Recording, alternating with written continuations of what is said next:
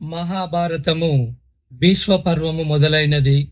ఇది ప్రథమ శ్వాసము. దేవ హరిహరనాథ జనమేజేయుడు వైశంపాయనునికి మహాభారత కథను ఇలా చెప్పసాగాడు. జనమేజేయుడు వైశంపాయనుని చూసి, ఓ వైశంపాయన మహర్షి, ఒకరిని ఒకరు గెలువవలెనని తలంపుతో పాండవులు కౌరవులు తమ తమ బాహుబల గర్వంతో ఎలా ప్రవర్తించారు? యుద్ధము ఏ విధంగా జరిగింది? నాకు సవివరంగా చెప్పండి అని అడిగాడు. దానికి వైశంపాయనుడు ఈ విధముగా చెప్పసాగాడు జనమేజయునికి. పుణ్యక్షేత్రమైన కురుక్షేత్రమందు 2 వృక్షముల వారు తమ తమ సైన్యములతో యుద్ధమునకు కాలు దువ్వుతూ విడిసి ఉన్నారు.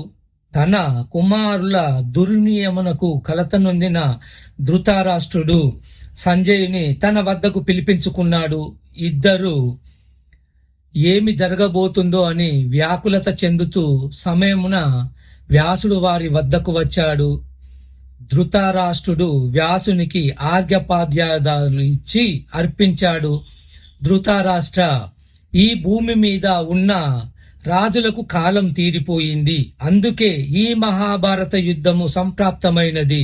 దీని గురించి నీవు చింతించి ప్రయోజనము లేదు. నేను నీకు దివ్య దృష్టిని ప్రసాదించెదను.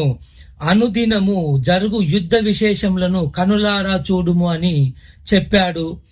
వ్యాస మహర్షి, అన్నదమ్ములు ఘోరంగా యుద్ధం చేసుకుంటుంటే నేను చూడలేను. కేవలం నాకు యుద్ధ విశేషములు అనే భాగ్యం ప్రసాదించు అని అడిగాడు వ్యాసుడు. పక్కనే ఉన్న సంజయుని చూసి, సంజయ, నీవు ధృతరాష్ట్రునకు యుద్ధ విశేషములు అన్నీయు సవిస్తారముగా వివరించుము. నీకు 2 పక్షముల సైన్యములలో జరుగు అన్ని విషయములు, వారి రహస్య సంభాషణములు, వారి వారి మనోవృత్తులు తెలుసుకోగలిగే శక్తిని ప్రసాదిస్తున్నాను. నీవు తలుచుకున్నంత మాత్రమున యుద్ధ భూమికి పోగలవు, యుద్ధ భూమిలో తిరగగలవు. నీకు ఏ శస్త్రము అస్త్రము తగలదు. కాబట్టి నీవు యుద్ధ విశేషములు అన్ని కనులారా చూసినట్టు ధృతరాష్ట్రునకు చెప్పుము అని సంజయునకు శీఘ్రగమనము, దూరశ్రవణము మొదలగు శక్తులను ప్రసాదించాడు. ధృతరాష్ట్ర, ఇది భూభారము తగ్గించుట కొరకు సంప్రాప్తమైన యుద్ధము. దీనికి చింతించి ప్రయోజనము లేదు. ధర్మము జయిస్తుంది. నీవు నిశ్చింతంగా ఉండుము. ప్రస్తుతము ఎన్నో దుశ్శకునములు గోచరిస్తున్నాయి. భూమండలము మీద ఉన్న రాజులందరూ నశిస్తారు. కులనాశనము తప్పదు. ఇప్పటికన్నా మించిపోయింది లేదు. నీవు నీ కుమారుని ఒప్పించి పాండవులకు వారి రాజ్య భాగము వారికి ఇప్పించు, యుద్ధమును నివారించు అని పలికాడు వ్యాసుడు. మహాత్మా, మీరు నా మేలు కోరి ఈ విధముగా చెబుతున్నారు. కాని నా కుమారుల మూర్ఖత్వము గురించి నాకు తెలుసును. వారు నా మాట వినరు. నా వల్ల తప్పు లేకుండా ఎన్నో విధములుగా చెప్పి చూశాను. వ్యవహారము పాకము తప్పినది. ఇంక నేను ఏమీ చేయలేను అని నిస్సహాయుడై పలికాడు ధృతరాష్ట్రుడు. ధృతరాష్ట్ర, యుద్ధములో జయాపజయములు దైవాధీనములు. ఎలా జరగాలో అలా జరుగుతుంది. నేను వెళ్ళి వస్తాను అని చెప్పి వెళ్ళిపోయాడు వ్యాసుడు. ధృతరాష్ట్రుడు సంజయును చూసి, సంజయ, ఈ భూమి కోసం ఎందరో రాజులు ఎన్నో యుద్ధాలు చేశారు, ప్రాణాలు పోగొట్టుకున్నారు. ఈ భూమి అంటే అంత తీపా సంజయ? అసలు ఈ భూమి యొక్క స్వరూపము, పరిమాణము గురించి వివరింపుము అని అడిగాడు. దానికి సంజయుడు ఇలా చెప్పసాగాడు ధృతరాష్ట్రునికి. మహారాజా, ఈ భూమిలో నానా విధములైన చరాచరములు జన్మిస్తూ ఉంటాయి, జీవిస్తూ ఉంటాయి, మరణిస్తూ ఉంటాయి. అన్ని జీవులకు నిలయము ఈ భూమి. ఆకాశం యొక్క గుణము శబ్దము, వాయువు యొక్క గుణములు శబ్దము, స్పర్శ, తేజము అనగా అగ్ని, అగ్ని యొక్క గుణములు శబ్ద, స్పర్శ, రూపములు, నీటి యొక్క గుణములు శబ్ద, స్పర్శ, రూప, రసములు. భూమికి శబ్దము, స్పర్శ, రూపము, రసము, గంధము అనగా వాసన గుణములు. కాబట్టి పంచభూతములలో భూమి ప్రధానమైనది. మేరు పర్వతమునకు దక్షిణంన సుదర్శనము అను పేరు గల ప్రదేశమున 2500 యోజనముల పొడవున విస్తరించి మధుర ఫలములతో నిండిన ఒక జంబు వృక్షము కలదు. దాని పళ్ళు ఎల్లప్పుడూ బాగా పండిపోయి ఆ చెట్టు కింద రాలుతూ ఉంటాయి. అవి చితికిపోయి వాని రసము పొంగి పొరలుతూ ఏరులై పారుతూ ఆ పర్వతమునకు చుట్టూ తిరిగి ఉత్తర కురుభూములను ప్రవేశించి ప్రవహిస్తూ చివరకు సముద్రము చేరుకుంటుంది. ఆ నదిని జంబూ నది అంటారు. ఆ నదిలో ప్రవహించు నీరు సోకిన ప్రదేశమంతా బంగారుమయమగును. కాబట్టి అప్పటి నుండి బంగారమునకు జాంబూనదము అని పేరు వచ్చినది. ఆ నదీ జలములు తాగిన జనులకు ముసలితనము, రోగములు, దాహము ఉండదు అని చెప్పుకొందురు. ఆ జంబు వృక్షము పేరిట ఈ ద్వీపమునకు జంబూ ద్వీపము, సుదర్శన ద్వీపము అని పేరు వచ్చినది. ఈ ద్వీపమునకు తూర్పు పడమరలు సముద్రముతో నిండి ఉండును. ఈ ద్వీపములో హిమాచలమును, దానికి ఆవల హేమకూటమును, నిశిత పర్వతమును, తరువాత క్రమక్రమముగా నీల శ్వేత శృంగవంత పర్వతములు గోచరిస్తాయి. మొదట చెప్పిన 3 పర్వతములకు యువతల, తర్వాత చెప్పిన 3 పర్వతములకు అవతల మధ్యలో మేరు పర్వతము ఉన్నది. అది 16,000 యోజనములు భూమిలోనికి చొచ్చుకొని ఉన్నది. ఆ పర్వతము పొడవు 84,000 యోజనములు. ఈ మేరు పర్వతమున దేవతలను, మునులుగా గంధర్వ కింపురుషులు, దేవతలు, దేవేంద్రాది దిక్పాలకులు, బ్రహ్మదేవుడు విహరిస్తూ ఉండెదరు. దానికి ఉత్తరమున ఉన్న కన్నికారవనంబున మహేశ్వరుడు గౌరీ సమేతుడై విహరించుచుండును. ఈ జంబూ ద్వీపమున జనపదములు 9 ఖండములుగా విభజింపబడినవి. వానిని వర్షములు అందురు. అవి వరుసగా ఉత్తర సముద్రము, శృంగవంతమునకు మధ్య ప్రదేశము ఐరావత వర్షము అందురు. శ్వేత పర్వతము, శృంగవంతము నడుమ ప్రదేశము హైరన్మయ వర్షము అందురు. నీలశైలమునకు ఉత్తర దక్షిణ ప్రదేశములు రమణకం వర్షము, నీలాకృత వర్షము అని అందురు. మేరు పర్వతమునకు తూర్పు పశ్చిమ ప్రాంతములు భద్రాశ్వ వర్షము, కేతుమాల వర్షము అందురు. మేరు పర్వతమునకు ఉత్తరమున ఉన్న ప్రదేశమును హరివర్షము అందురు. హిమవత్ పర్వతమునకు అటు ఇటు ఉన్న ప్రదేశమును కింపురుష వర్షము, భారత వర్షము అందురు. ఈ జంబూ ద్వీపము 80,600 యోజనములు విస్తీర్ణము కలదు. దీనికి రెండింతలు విస్తీర్ణములతో లవణ, ఇక్ష్వరస, సుర, ఘృత, దధి, క్షీర, శుద్ధ జలమయములైన సముద్రములు క్రమముగా 1 రెట్టింపుగా విస్తీర్ణముతో కలవు. ఇందులో లక్షద్వీపము, షాల్మల ద్వీపము, క్రౌంచ ద్వీపము, కుశద్వీపము, శాక ద్వీపము, పుష్కర ద్వీపము అను 6 ద్వీపములు కలవు. ఈ ద్వీపములలో అనేక పర్వతములు, నదులు, జనపదములు ఉన్నవి. దీనికంతకు కర్త, భర్త, హర్త అయిన శ్రీమన్నారాయణుడు పాల సముద్రమునకు ఆవల కనకమయమై 8 చక్రములతో మనోజపమైన ఒక దివ్య రథము మీద వైకుంఠమున విహరించుచుండును అని చెప్పాడు సంజయుడు. సంజయ, ఈ భరతవర్షం కోసం దురాశతో మైమరచి పాండవులు, కౌరవులు పరస్పరం యుద్ధం చేసుకుంటున్నారు కదా, ఇంతకన్నా దురాశపరులు ఈ లోకంలో ఉంటారా అని అన్నాడు ధృతరాష్ట్రుడు. మహారాజా, నీవు పాండవులను అన్యాయముగా నిందించుచున్నావు. వారికి ఈ భూమిపై ఎలాంటి ఆశ లేదు. నీ కుమారుడే శకుని మాటలు విని దురాశాపరుడై దుశ్చర్యలకు పాల్పడుతూ ఉన్నాడు. ఇంతవరకు చేటు దాపురించినది.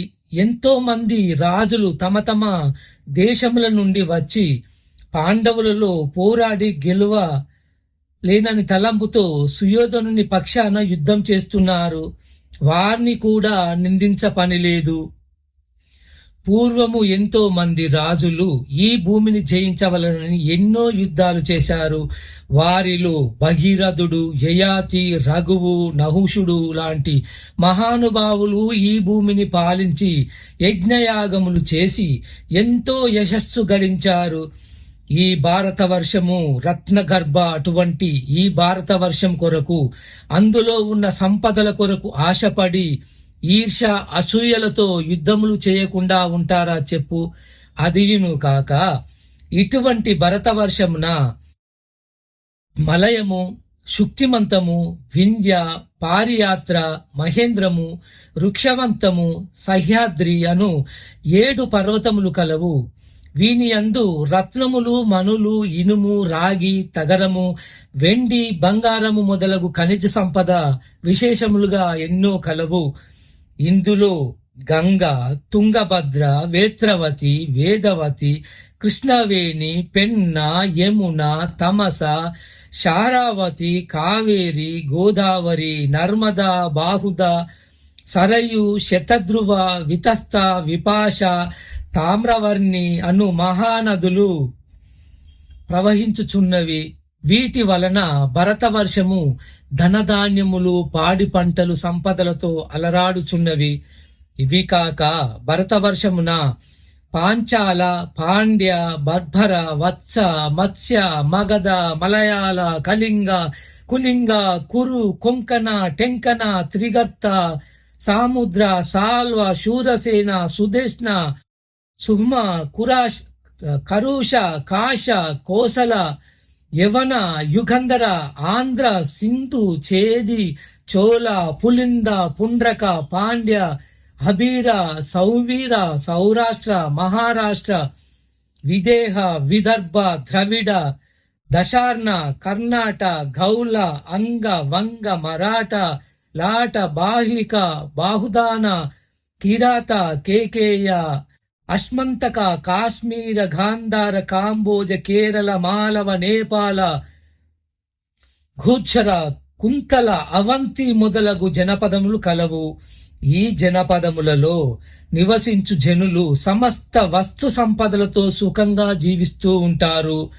కాబట్టి సమస్త జనులకు, రాజులకు ఈ భూమి కామధేనువు వంటిది. ఇంత భూమి, ఇన్ని సంపదలు, ఖనిజములు ఉన్నప్పటికీ బలవంతులైన రాజులు తమకు ఉన్న భూమి చాలునని అనరు. ఇంకా కావాలి, ఇంకా కావాలి అంటూ తండ్రి కొడుకులు, అన్నదమ్ములు అన్నభేదము లేక ఈ భూమి కోసములు యుద్ధములు చేసి ఒకరిని ఒకరు చంపుకుంటూ ఉన్నారు. కాబట్టి కౌరవ పాండవులు ఈ భూమి కోసం పోరాటం ఎంత చేటు తెచ్చిపెడుతుందో కదా. ఈ భూమి మీద రాజులందరకు పోగాలము దాపురించినప్పుడు అవి అన్నీ సంజయునితో ధృతరాష్ట్రుడు అని అన్న సంజయునితో ధృతరాష్ట్రుడు, సంజయ, ఇంకా నీవు పోయి యుద్ధరంగమున ఏమి జరుగుతున్నదో చూచిరమ్ము అని అన్నాడు. సంజయుడు వెంటనే యుద్ధ భూమికి బయలుదేరాడు. సంజయుడు కురుక్షేత్రమునకు పోయి కొన్ని రోజులకు తిరిగి వచ్చాడు. రాగానే ధృతరాష్ట్రుని పాదముల మీద పడి ఏడుస్తూ ఉన్నాడు. అయ్యో, పరాక్రమవంతులలోకెల్లా పరాక్రమవంతుడైన భీష్ముడు అంపశయ్య మీద పడి ఉన్నాడు.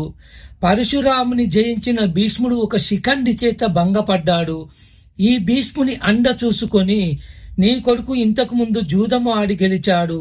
ఇప్పుడు ఆ భీష్ముడే యుద్ధము అనే జూదములో ఓడిపోయాడు. పాండవుల సైన్యముతో 10 రోజులు వీరోచితంగా పోరాడిన భీష్ముడు కడకు అస్తమించాడు.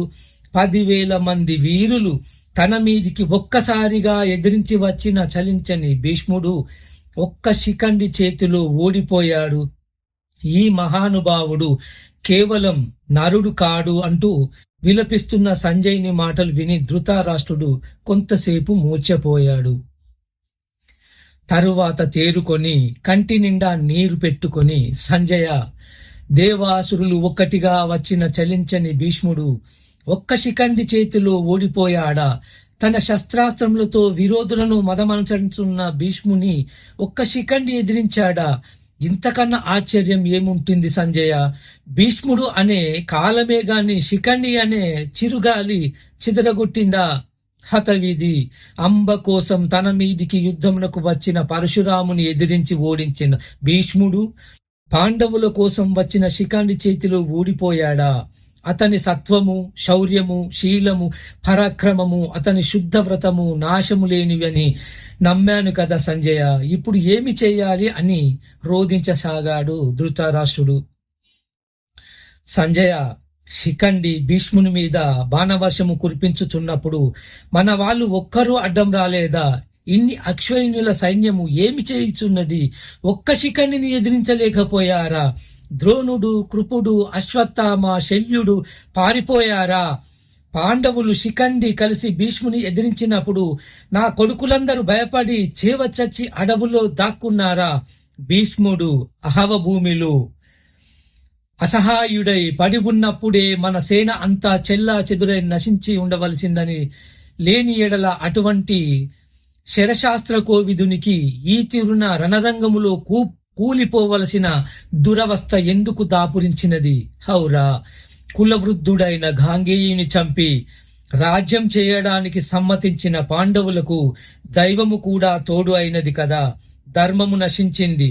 భీష్ముని చంపి రాజ్యం తీసుకోవడం అధర్మము, పాపం కదా. అయ్యో, ఇప్పుడు కౌరవసేన అనాథ అయినది కదా. నా కుమారులు ఏమైపోయారో, ఎంత బాధపడుతున్నారో కదా. సంజయ, ఈ 10 రోజులు యుద్ధం ఎలా జరిగింది? ఎవరెవరు ఎప్పుడెప్పుడు ఏమేమి చేశారు? ఇన్ని రోజులుగా గాంగేయుడు ఏ విధంగా యుద్ధం చేశాడు? సవిస్తారంగా చెప్పుము అని అడిగాడు. దానికి సంజయుడు ఈ విధముగా చెప్పసాగాడు. మిగతాది రేపటి కార్యక్రమంలో తెలుసుకుందాం. అంతవరకు సెలవు. ఈ భీష్మ పర్వము తప్పనిసరిగా వినండి. జై హింద్.